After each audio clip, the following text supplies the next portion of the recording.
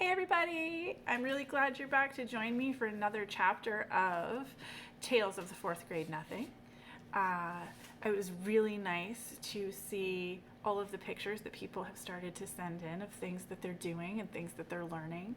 Some people have been doing cooking and some people are reading some stories about some very interesting people. Thank you so much for sharing those, and I'll be posting more on Dojo as people send those in so that everybody can see what you're up to. I know that they probably are wondering what you're doing too, because we're not able to get together with each other so much right now. But I know that you guys are doing a really good job at home of listening and staying home and not having playtime right now, and I'm really proud of you because I know that's a really hard thing to do. So today we're going to read chapter 2 of Tales of the Fourth Grade Nothing, and it's about Mr. and Mrs. Juicy-O. So yesterday we found out that Peter's dad works for this company that sells Juicy-O, and Peter talked about how they had a lot of Juicy-O in their house. So sometimes when our parents work for a company or they sell things, we have all kinds of samples and things in our house that they bring home for us to try. And Peter was getting a little sick of trying the Juicy-O. So today we're going to read about Mr. and Mr. Juicy-O coming to visit. One night, my father came home from the office all excited. He told us Mr. and Mrs. Yarby were coming to New York. He's the president of the Juicy-O company. He lives in Chicago. I wondered if he'd bring my father another crate of Juicy-O. If he did, I'd probably be drinking it for the rest of my life. Just thinking about it was enough to make my stomach hurt. My father said he invited Mr. and Mrs. Yarby to stay with us. My mother wanted to know why they couldn't stay at a hotel like most people who come to New York. My father said they could, but he didn't want them to. He thought they'd be more comfortable staying with us. My mother said that was about the silliest thing she'd ever heard. But she fixed up Fudge's bedroom for our guests. She put fancy sheets and a brand new blanket on the hide-a-bed. That's a sofa that opens up into a bed at night. It's in Fudge's room because that used to be our den. Before he was born, we watched TV in there, and lots of times Grandma slept over on the hide-a-bed. Now we watch TV right in the living room, and Grandma doesn't sleep over very often. My mother moved Fudge's crib into my room. He's going to get a regular bed when he's 3, my mother says. There are a lot of reasons I don't like to sleep in the same room as Fudge. I found out 2 months ago when my bedroom was being painted. I had to sleep in Fudge's room for 3 nights because the paint smell made me cough. For one thing, he talks in his sleep. And if a person didn't know better, a person could get really scared. Another thing is that slurping noise he makes. It's true that I like to hear it when I'm awake, but when I'm trying to fall asleep, I like things very quiet. Do you share a room with your brother or sister? Do you need quiet to fall asleep? When I complained about having to sleep with Fudge, my mother said, "It's just for 2 nights, Peter." "I'll sleep in the living room," I suggested. "On the sofa, even the chair." "No," my mother said. "You will sleep in your bedroom, in your own bed." There was no point in arguing. Mom wasn't going to change her mind. She spent the day in the kitchen. She really cooked up a storm. She used so many pots and pans, Fudge didn't have any left to bang together. And one of his favorite pastimes, banging pots and pans together, couldn't happen. A person can get an awful headache, though, listening to that racket. Right after lunch, my mother opened up the dinner table. We don't have a separate dining room. When we have company for dinner, we eat in one end of the living room. When Mom finished setting the table, she put a silver bowl filled with flowers right in the middle. I said, "Hey, Mom, it looks like you're expecting the president or something." "Very funny, Peter," my mother answered. Sometimes my mother laughs like crazy at my jokes. Other times, she pretends not to get them. And then Then there are times when I know she gets them, but she doesn't seem to like them. This was one of those times. So I decided no more jokes until after dinner. I went to Jimmy Fargo's for the afternoon. I came home at 4 o'clock. I found my mother standing over the dinner table mumbling. Fudge was on the floor playing with my father's socks. I'm not sure why he likes socks so much, but if you give him a few pairs, he'll play quietly for an hour. I said, "Hi, Mom, I'm home." "I'm missing 2 flowers," my mother said. I don't know how she noticed that 2 flowers were missing from her silver bowl, because there were at least a dozen of them. But sure enough, when I checked, I saw 2 stems with nothing on them. "Don't look at me, Mom," I said. "What would I do with 2 measly flowers?" So we both looked at Fudge. "Did you take Mommy's pretty flowers?" my mother asked him. "No take," Fudge said. He was chewing on something. "What's in your mouth?" my mother asked.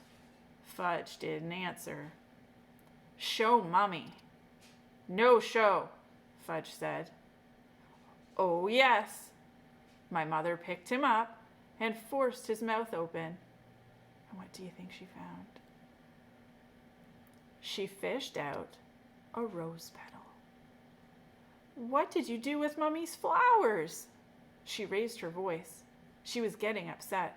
Fudge laughed. "Tell Mummy." "Yum," Fudge said. "Yummy, yummy, yummy." "Oh, no," my mother cried, rushing to the telephone. She called Dr. Cone. She told him Fudge ate 2 flowers. Dr. Cone must have asked what kind, because my mother said, "Roses, I think, but I can't be sure. One might have been a daisy." There was a long pause while my mother listened to whatever Dr. Cone had to say. Then Mom said, "Thank you, Dr. Cone," and she hung up. "No more flowers," she told Fudge. "You understand?" "No more," Fudge repeated. "No more, no more, no more." My mother gave him a spoonful of peppermint-flavored medicine, the kind I take when I have stomach pains.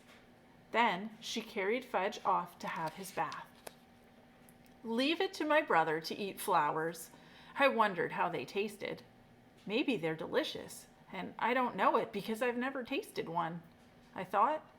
I decided to find out. I picked off one petal from a pink rose. I put it in my mouth and tried to chew it up, but I couldn't do it. It tasted awful. I spit it out in the garbage. Well, at least now I knew I wasn't missing anything great. Do you think if you were Peter, you would have tried to eat a rose petal to check it out, to see if your little brother was right? I don't think I would. Fudge ate his supper in the kitchen before our company arrived. While he was eating, I heard my mother remind him, "Fudgy's going to be a good boy tonight. Very good for Daddy's friends." "Good," Fudge said. "Good boy." "That's right," my mother told him. I changed and scrubbed up while Fudge finished his supper. I was going to eat with the company. Being 9 has its advantages. My mother was all dressed up by the time my father got home with the Yarbys. You'd never have guessed that Mom spent most of the day in the kitchen. You'd also never have guessed that Fudge ate 2 flowers. He was feeling fine. He even smelled nice, like baby powder. Mrs. Yarby picked him up right away. I knew she would. She looked like a grandmother. That type always makes a big deal out of Fudge. She walked into the living room cuddling him. Then she sat down on the sofa and bounced Fudge on her lap. "Isn't he the cutest little boy?" Mrs. Yarby said. "I just love babies." She gave him a big kiss on the top of his head. I kept waiting for somebody to tell her Fudge was no baby, but no one did. My father carried the Yarby's suitcases into Fudge's room. When he came back, he introduced me to our company. "This is our older son, Peter," he said to the Yarbys. "I'm 9 and in 4th grade," I told them. "How do, Peter?" Mr. Yarby said. Mrs. Yarby just gave me a nod. She was still busy with Fudge. "I have a surprise for this dear little boy," she said. "It's in my suitcase. Should I go get it?" "Yes," Fudge shouted. "Go get! Go get!" Mrs. Yarby laughed, as if that was the best joke she ever heard. "I'll be right back," she told Fudge. She put him down and ran off to find her suitcase. She came back carrying a present tied up with a red ribbon. "Ooh!" cried Fudge, opening his eyes wide. "Goody!" He clapped his hands. Mrs. Yarby helped him unwrap his surprise. It was a wind-up train that made a lot of noise. Every time it bumped into something, it turned around and went the other way. Fudge liked it a lot. He likes anything that's noisy. I said, "That's a nice train." Mrs. Yarby turned to me. "Oh, I have something for you, too. Peter," I reminded her. "My name is Peter." "Yes, well, I'll go get it." Mrs. Yarby left the room again. This time she came back with a flat package. It was wrapped, too, red ribbon and all. She handed it to me. Fudge stopped playing with his train long enough to come over and see what I got. I took off the paper very carefully in case my mother wanted to save it, and also to show Mrs. Yarby that I'm a lot more careful about things than my brother. I'm not sure she noticed, though. My present turned out to be a big picture dictionary, the kind I liked when I was about 4 years old. My old one is in Fudge's bookcase now. "I don't know much about big boys," Mrs. Yarby said, "so the lady in the store said a nice book would be a good idea." A nice book would have been a good idea, I thought, but a picture dictionary? That's for babies. I've had my own regular dictionary since I was 8. But I knew I had to be polite, so I said, "Thank you very much. It's just what I've always wanted." "I'm so glad," Mrs. Yarby said. She let out a long sigh and sat back on the sofa. My father offered the Yarbys a drink. "Good idea, good idea," Mrs. Yarby said. "What'll it be?" my father asked. "What'll it be?" Mr. Yarby repeated, laughing. "What do you think, Hatcher?" "It'll be Juicy O. That's all we ever drink. Good for your health." Mr. Yarby pounded his chest. "Of course," my father said, like he knew it all along. "Juicy O for everyone." My father told my mother. She went into the kitchen to get it. Do you think Peter was excited that his dad was going to be serving Juicy O for everybody? While my father and Mr. Yarby were discussing Juicy O, Fudge disappeared.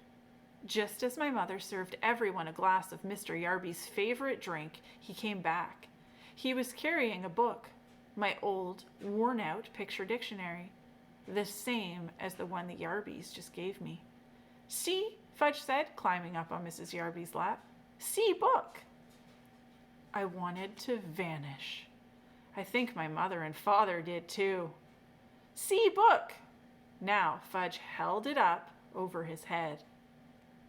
"I can use another one," I explained. "I really can. That old one is falling apart." I tried to laugh. "It's returnable," Mrs. Yarby said. "It's silly to keep if you already have one." She sounded insulted, like it was my fault she brought me something I already had. "Mine," Fudge said. He closed the book and held it tight against his chest. "Mine, mine, mine." "It's the thought that counts," my mother said. "It was so nice of you to think of our boys." Then she turned to Fudge. "Put the book away now, Fudgy." "Isn't it Fudgy's bedtime?" my father hinted. "Oh, yes, I think it is," my mother said, scooping him up. "Say good night, Fudgy." "Good night, Fudgy," my brother said, waving at us. Fudgy was supposed to fall asleep before we sat down to dinner.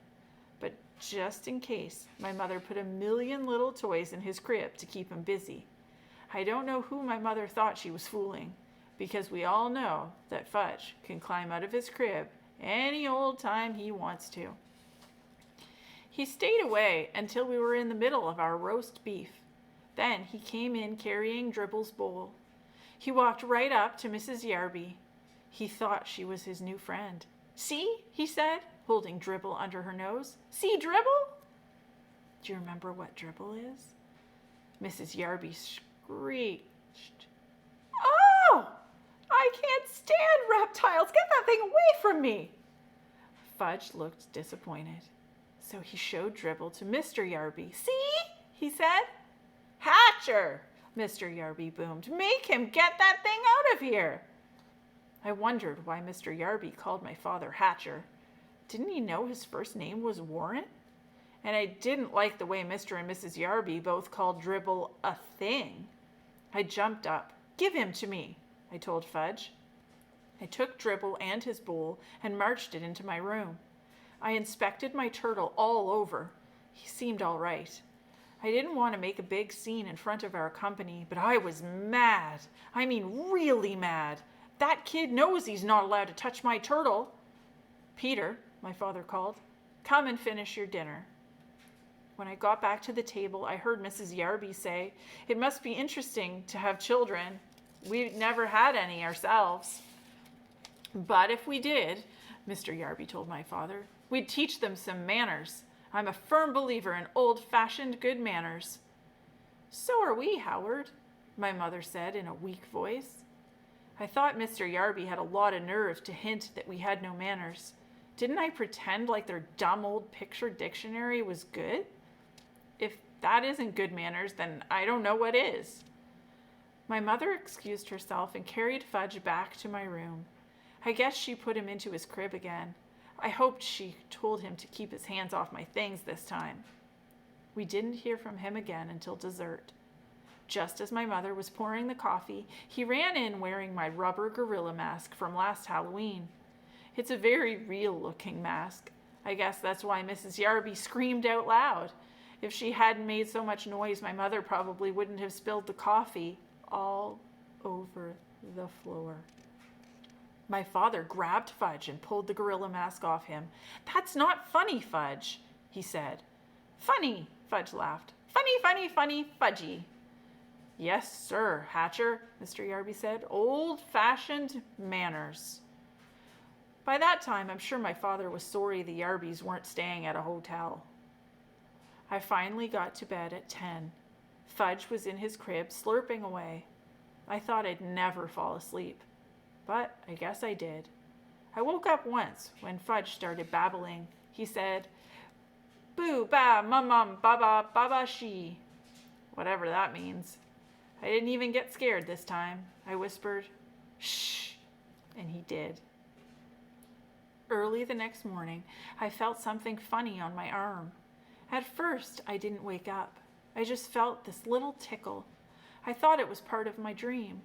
But then I had the feeling somebody was staring at me, so I opened my eyes. Fudge was standing over me, and Dribble was crawling around on my arm.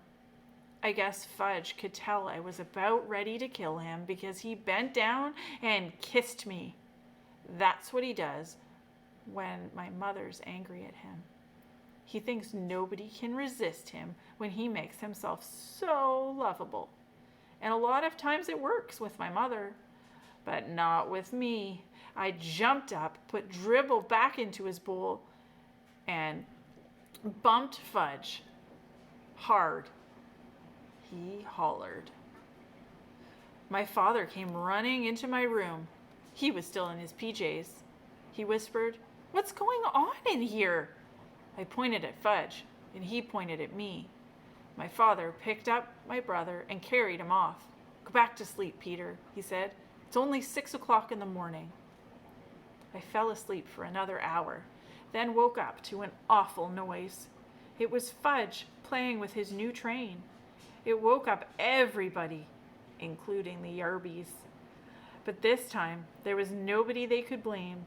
They were the ones who gave Fudge the train in the first place. Breakfast was a quiet affair. Nobody had much to say. Mr. Yarby drank 2 glasses of Juicy O.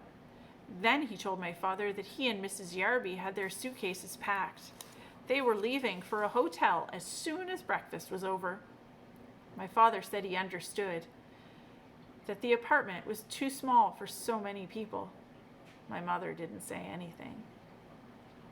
When Mr. Yarby went into Fudge's bedroom to pick up his suitcase, his voice boomed.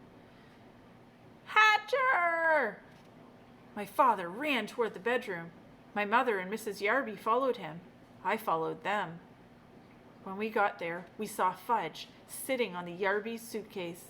He had decorated it with about 100 green stamps, the kind my mother gets at the supermarket.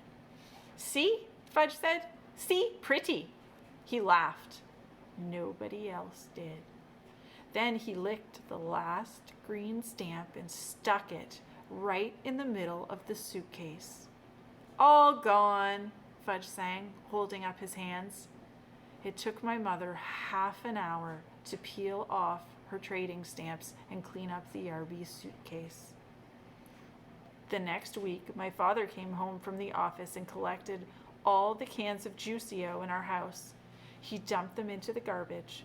My mother felt bad that my father had lost such an important account, but my father told her not to worry. Juicio wasn't selling very well at the stores. Here's a picture of Fudge on top of the suitcase from the Yarbys with all of the green stamps on it. It's a lot of stamps. Poor mom had to tear them all off. Nobody seemed to like the combination of oranges, grapefruits, pineapples, pears, and bananas. You know, Dad, I said, I only drank Juicio to be polite. I really hated it. You know something funny, Peter? My father said. I thought it was pretty bad myself. And Peter was trying to make his dad feel better because he thought his dad was feeling unhappy because he had lost the account. So the next chapter will be called The Family Dog, and I'll post a video of that tomorrow. Thanks for reading along with me and listening. I'm really glad that you guys are doing some fun things, and I hope you tune in again tomorrow. I miss everybody. Bye-bye.